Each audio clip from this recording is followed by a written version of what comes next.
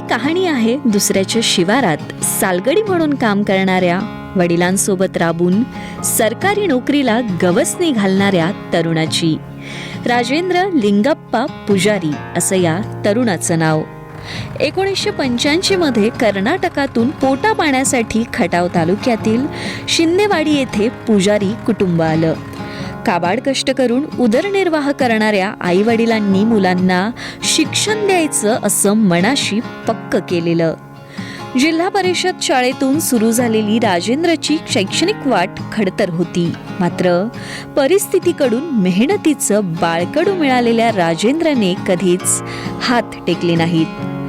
पदरी 5 वेळा अपयश आल्यानंतर राजेंद्रनं नुकतंच स्पर्धा परीक्षांमध्ये घवघवीत यश संपादित केलंय.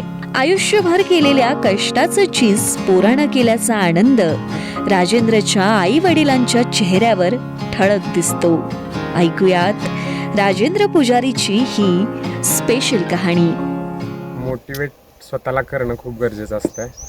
2021 पासूनची जी अपयश आली आणि ती पाठोपाठ येत राहिलं आणि त्यामुळे थोडंसं डिमोटिवेट व्हायचं. पण डिसिप्लिनवर भर दिल्यामुळं, एक सातत्य ठेवल्यामुळं असं वाटायचं की मी जास्त लक्ष प्रोसेसवर दिलेलं आहे. म्हणजे प्रोसेस करत असताना अभ्यासाची प्रोसेसवर जास्त लक्ष दिलं. रिझल्ट ओरिएंटेड जर केलं असतं तर ते मोटिवेशन तितकं राहिलं नसतं कदाचित. आणि दुसरी सगळ्यात महत्त्वाची मोटिवेशनची गोष्ट म्हणजे नेहमी आईवडिलांचा विचार असायचा की आपण काहीतरी करायला हवं. ह्या गोष्टीमुळं मला बाकीच्या एक्सटर्नल मोटिवेशनची काही गरज भासली नाही तितकीशी. आईवडिलांचा विचार जरी केला तरी ते खूप असायचं माझ्यासाठी अभ्यासापुरतं आणि एक्स्ट्रा मोटिवेशनची गरज काही जास्त पडली नाही. आणि ह्याच गोष्टीच्या मुळे मी अभ्यासात ते सातत्य ठेवू शकलो आणि त्यामुळं हे श्रेय माझ्या आईवडिलांचं खूप आहे माझ्यापेक्षा जास्त.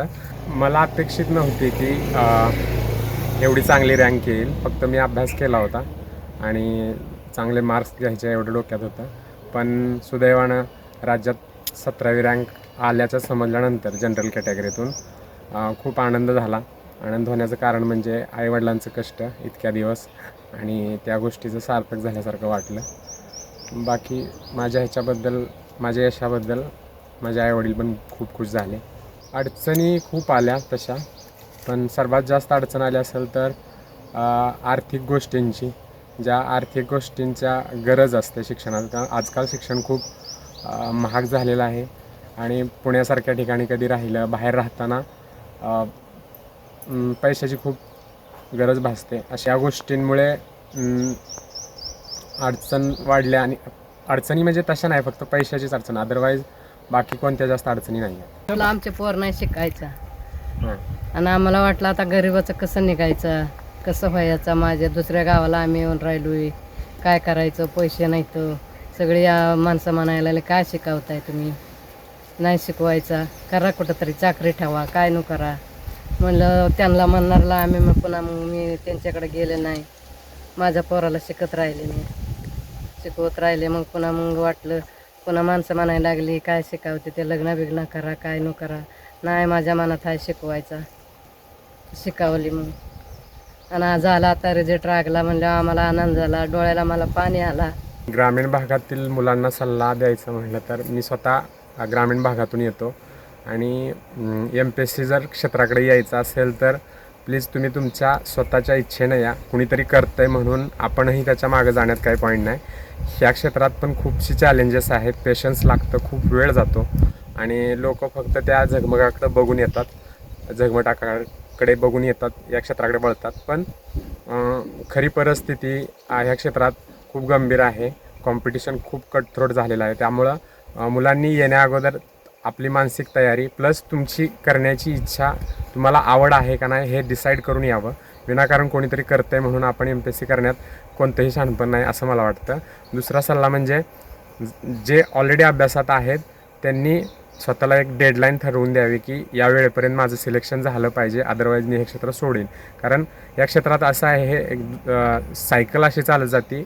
प्री झाला, मेन्स झाला की पुन्हा एखादं अपयश आलं की पुन्हा प्री वगैरे असे 2-3 वर्ष कधी 5-6 वर्षात बदलून जातात हे समजत नाही. त्यामुळे एक ठराविक कालावधी द्यायचा आहे, एवढं ठरवून या क्षेत्राकडे वळा. आणि अभ्यास करत असताना सातत्याला खूप महत्त्व आहे. तुम्ही सातत्यानं करा तर यश हे नक्कीच मिळेल. पण बाकीच्या ज्या गोष्टी आहेत मग तुमच्या त्या सर्व नंतर करल्या चालतात. पण ज्यावेळी तुम्ही अभ्यास करत असताय त्यावेळी फक्त अभ्यासाकडे फोकस असायला हवा. आणि जे ऑलरेडी अभ्यास करतायत त्यांच्यासाठी असं की तुमचे बुक्स रेफरन्सेस चांगले घ्या, बुक लिस्ट एक बनवा. चांगले रेफरन्स बुक मार्केटमध्ये अवेलेबल आहेत. कोणतंही पुस्तक घ्या, फक्त तेच पुस्तक म्हणजे एका विषयासाठी अनेक पुस्तकं न घेता एकाच पुस्तकातून ती प्रिपरेशन करा. आणि जोपर्यंत यश मिळत नाही तोपर्यंत अभ्यासाची रेग्युलर चालू असू द्या, एवढंच सांगेन मी.